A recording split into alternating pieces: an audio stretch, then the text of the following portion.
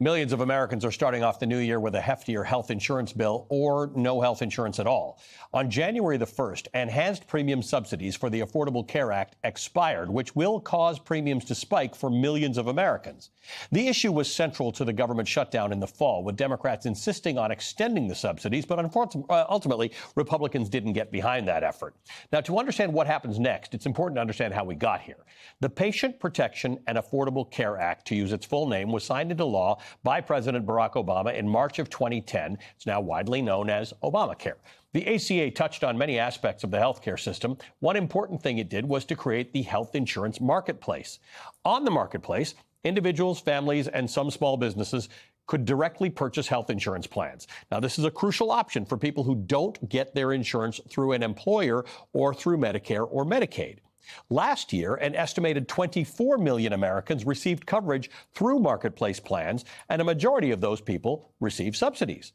Now, let's talk about the enhanced premium subsidies. Those subsidies are tax credits that make your insurance bill lower. It's not a handout, as some Republicans might try and say. These subsidies make insurance more affordable, in the same way that employer-sponsored insurance makes your insurance more affordable by having the employer take on a share of the costs. When the ACA was first signed into law, and for the years that followed, it offered some subsidies, but there was a hard cutoff. If your income was more than 4 times the federal poverty level, you got no subsidy. And to put that into perspective, 4 times the federal poverty level is still not a ton of money in this day and age. In 2024, the federal poverty line was $31,200 for a family of 4. 4 times that would be $125,000 for a family of 4. So if your family unit made more than $125,000, you were not eligible for a subsidy. But in March of 2021, Congress passed the American Rescue Plan Act, President Biden's COVID recovery stimulus bill.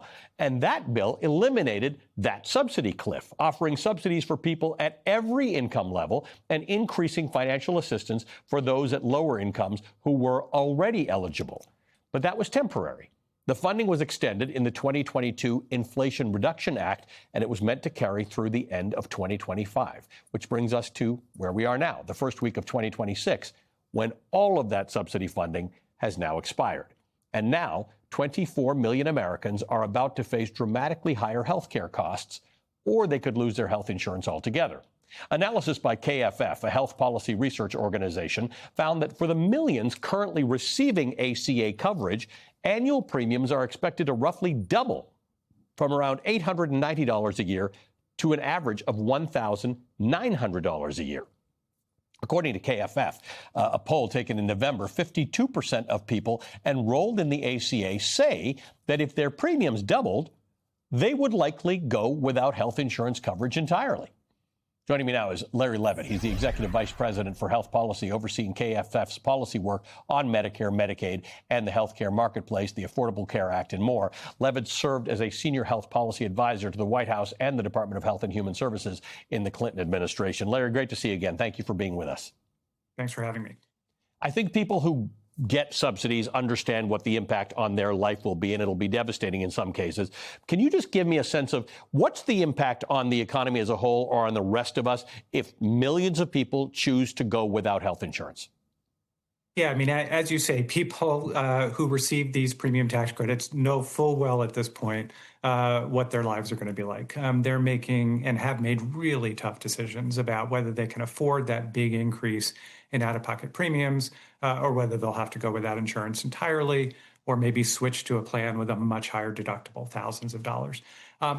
But this has ripple effects throughout the healthcare system, throughout the economy. And you have to remember, I mean, just a few months ago, earlier last year, Republicans in Congress and President Trump enacted the so-called One Big Beautiful Bill Act, which cut $911 billion out of Medicaid as well. So the combined effect of this loss of the enhanced premium tax credits, as you described, and the big cuts in Medicaid will lead to a projected 14 million increase in the number of people without health insurance. That would wipe out over half the gains we made in coverage under Obamacare.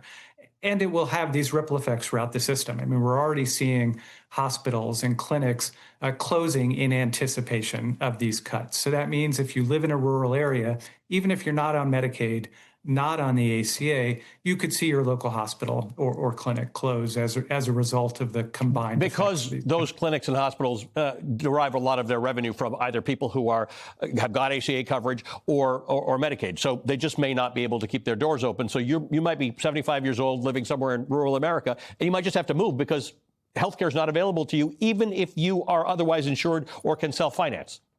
That's right. And these rural clinics and hospitals are already operating on a shoestring. I mean, it's hard to operate a hospital in an area without a dense population of paying patients. If you increase the number of non-paying patients, people who are uninsured, it's just gonna make the numbers that much harder to work for you.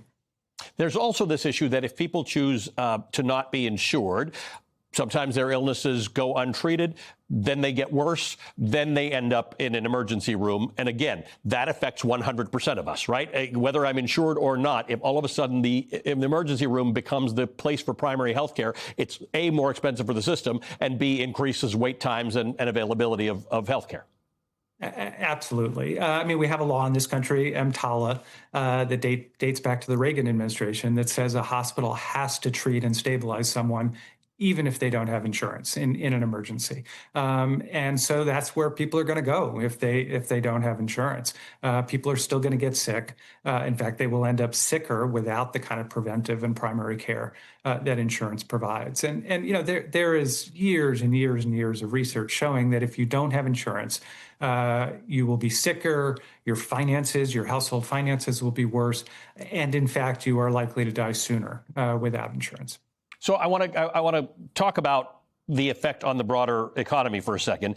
You guys surveyed ACA enrollees on how they would be affected by a $1,000 increase in premium cost, which is the anticipated average increase. 67% they say they would likely cut back on food, clothing, or household items. 55% say they would take an additional job or work more hours. 41% said they would skip or delay paying bills.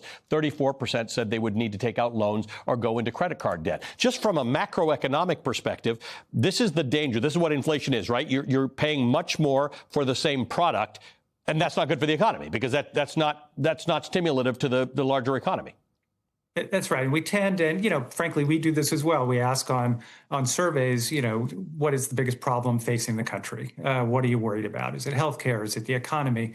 And the truth is they're interconnected, right? I mean, healthcare is a big part of the economy. It's in fact been the engine of GDP growth and job growth recently. So you cut back on healthcare, that's going to have economic effects, and it's certainly going to have those effects on people's household finances, as you said. So you know the affordability issues in healthcare are interconnected with the affordability issues in the economy generally.